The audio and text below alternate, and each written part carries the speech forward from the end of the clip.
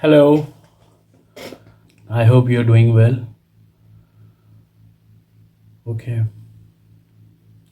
today we are going to study or establish a link between two things. One is emotional instability, and the other is inelegance. Today we will examine how an unstable person becomes an inelegant person. What is elegance? What comes to your mind? What are the synonyms for elegance? So let's link the relationship. Then we will examine or find out the keywords which are used in the context of elegance or inelegance. Let's start. Elegance is somehow connected with flexibility. Likewise, inelegance is somehow connected with rigidity. What happens basically? When an unstable person becomes highly or more unstable, there is a probability that he might become rigid in his behaviors, right? Because he is unstable, no? He become obstinate. He becomes obstinate in his choices, preferences, whatever. So when rigidity comes in, severity comes in. When severity comes in, there is a word in English, stringency. That brings another word in my mind that is called stringent. And when stringent comes to my mind, there is another high level word that is called strident. And when strident comes to my mind, there is a noise that comes to my mind that is associated with the loudness, shrill, grating. Because that person has become rigid. So there is a probability that he will shout.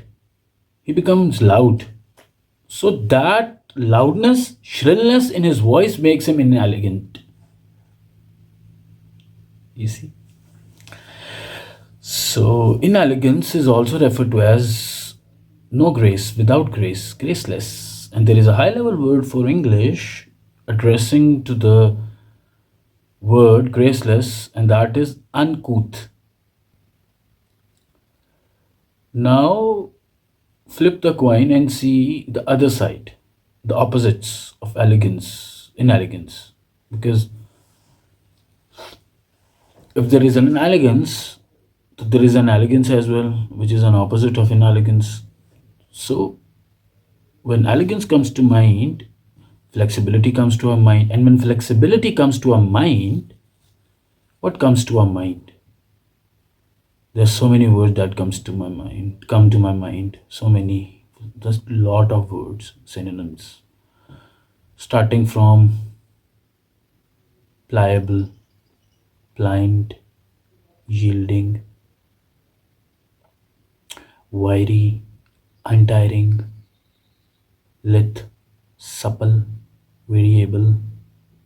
So all these words are connected with the context of flexibility. And that flexibility makes a person elegant person. And that elegance makes him a graceful person. And that grace in him makes him a gracious person. No, gentle person. Narmi aati hai elegance. Gentleness is a word. And a person is gentle, he's a gentleman. So flexibility is very important.